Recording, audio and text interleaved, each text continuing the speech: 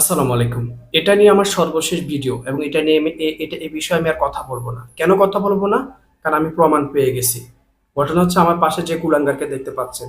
এই কুলাঙ্গারকে নিয়ে এখনো কোনো মিডিয়া তো নিউজ করে নাই। এই কুলাঙ্গারকে এখনো পুলিশ গ্রেপ্তার করে নাই। তার মানে আমি এখন থেকে ধরে নিতে হবে বিএনপি নেতাদের মনোরঞ্জন করার জন্য আপনারা আমার বোন এবং আপনাদের সন্তানদেরকে হেফাজত রাখেন।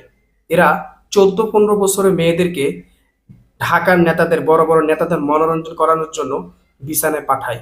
তার মানে আমি এখন ধরে নেব এই ঘটনার সাথে সরাসরি মিডিয়া জড়িত আছে, প্রশাসনও জড়িত আছে। কারণ সবাই এই 14-15 বছরের মেয়েদেরকে নিয়ে মনোরঞ্জন করতে চায়।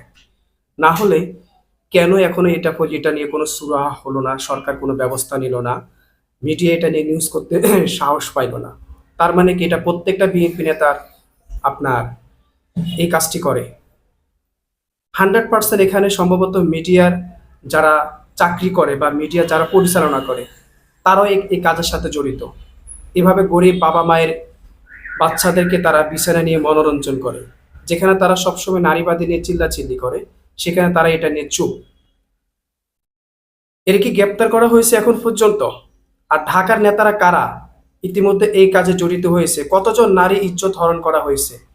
যে সেসব কি এখনো কিন্তু কিছু বের করা হয়েছে, কিছু বাইর করা হয় না। আর যেসব নারীবাদীরা মানসুরা থেকে শুরু করে সে ডাইনি মহিলাগুলো রাস্তায় নেমে যেত, পোস্ট দিয়ে বলতো যে 15 বছরের 16 বছরের মেয়েদেরকে কেন বিয়ে দিবে, তাদের নিরাপত্তার দায়িত্ব রাষ্ট্রকে নিতে হবে। বিয়ে দিলে সেখানে সমস্যা। আর আপনার নেতারা 15-16 বছরের মেয়েদেরকে নিয়ে বিছানায় রোমাঞ্চ করলে, আপনার মনোরঞ্জন করলে সেখানে কোনো সমস্যা না। না, আপনারা ভিডিওটি সর্বোচ্চ লেভেলে শেয়ার দিবেন। কথা হচ্ছে এই ঘটনা নিয়ে আমি গত 2 দিন ধরে কথা বলতেছি। পুরা সোশ্যাল মিডিয়া প্রত্যেকটা সচেতন নাগরিক এটা নিয়ে কথা বলতেছে, কিন্তু মিডিয়াদের হলুদ মিডিয়াদের এখন পর্যন্ত সাহস হয়নি যে এটা নিয়ে নিউজ করা। তার মানে কি প্রত্যেকটা বিএনপি নেতা এই নোংরামির সাথে জড়িত আছে? আপনারা তো ঘটনা ইতিমধ্যে সবাই জানেন। সেখানে রংপুর পীরগঞ্জ উপজেলার আপনার কমিতপুর ইউনিয়ন বিএনপির সাধারণ সম্পাদক আব্দুল কাশেম আকন্দ, তিনি মূলত ঢাকায় থেকে বড় নেতার জন্য 14-15 বছরের মেয়ে খুঁজতেছেন। বড় নেতাকে খুশি করার জন্য বড় নেতার বিছানায় 14-15 বছরের কুমারী মেয়েকে পাঠাবে, তাহলে নাকি নেতা খুশি হবে, ঢাকার বিএনপি নেতা খুশি হবে। যেটার এই ভয়ঙ্কর কল রেকর্ডটি আমি শুনেছি এবং একটার পর একটা ভিডিও দিয়ে যাচ্ছি।